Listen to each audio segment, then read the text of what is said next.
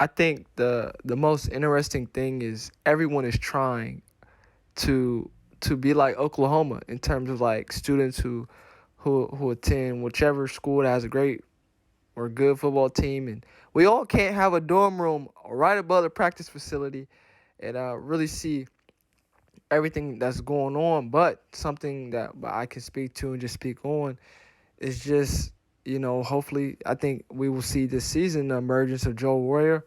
Uh, he is a guy, that Ohio State needs a tight end. And, when you have a great wide receiver room, especially what we've seen recently with under Brian Hartline, the tight end position has kind of been like a second thought. Heading into last season, the big thing was like Jeremy Ruckert, Jeremy Ruckert, Jeremy Ruckert. Can he, make that next step? Can he get a record? Was he going to get the record? And ultimately, who would have saw the emergence of Jackson?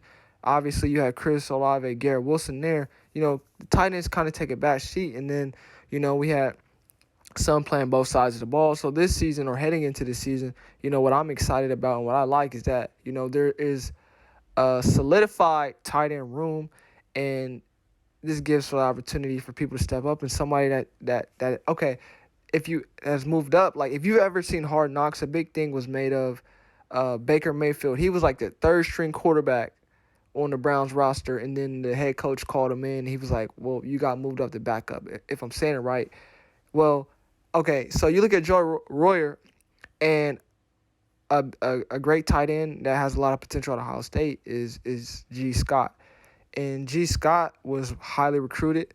I think he was 63rd in his recruiting class versus Joe versus Joe. He was nowhere near at all. He was like 413. So he didn't really have a scholarship to Ohio State. So he's a walk on at Ohio State. Now you say, well, 413. It's not obviously it's not in the the top rankings, but 413 is really solid. You can go to a lot of places and play.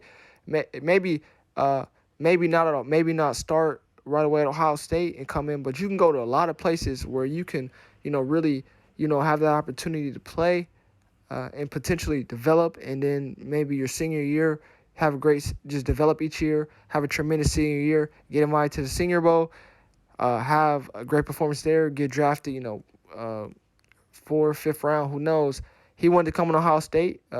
He bet on himself, came to Ohio State, ended up becoming a walk-on, which is cool.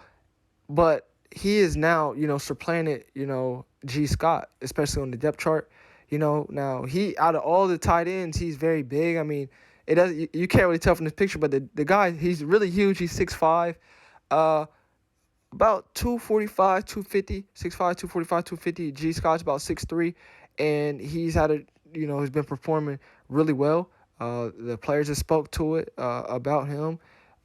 Even I think it was Cody Simon said something about it. Even Kevin Wilson is one of the coaches said that for him the biggest thing is him. He's becoming more mature, and his skill set is getting better. Working on consistency. Consistency is the key, and we should look for him to play a lot more heading into 2022. Obviously, the spring game, people are gonna get a better look at him.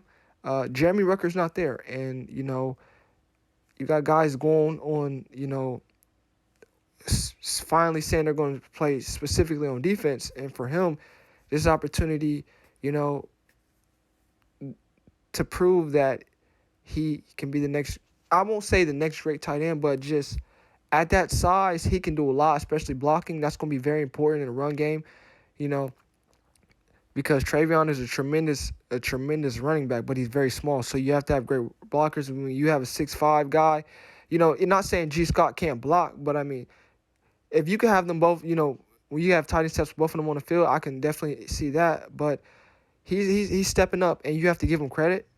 He bet on himself, and it's finally paying off. Now, will he play more this year? I believe so. He didn't really play a lot last year, but Jeremy Ruckert's gone. In Ohio State, we need another great tight end. We're looking for that Luke Farrell, that Nick Van Nett, and it seems from all indications he's going to be a tremendous tight end. Now, is his skill set more of a pass catching tight end or a blocking tight end? Because that's what we don't know. I think that's going to be very interesting with the spring game. But this is a guy that a lot of players are saying that we should look out for. He's on my radar now. And if we can have a great tight end added to whatever we get from the wide receivers, because I feel like they're going to be great. We feel like Travion's going to be great. I think Mion's back this year, so if we can get that tight end position together, that's going to be huge. Now, I'm not ever going to doubt G. Scott because he's a tremendous tight end, but it seems to me, and from what I'm hearing, whatever that we're seeing, that he's getting, supplanted by Joe. Maybe we'll see them both on the field together.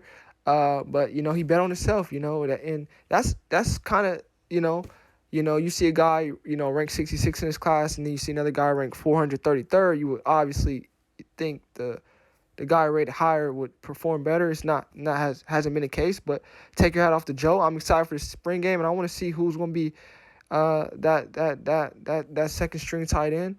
It seems like they have a first one solidified. Nothing's edged in stone, but it's going to be very exciting. And Ohio State does not need more talent on offense, and it looks like that's what we're getting.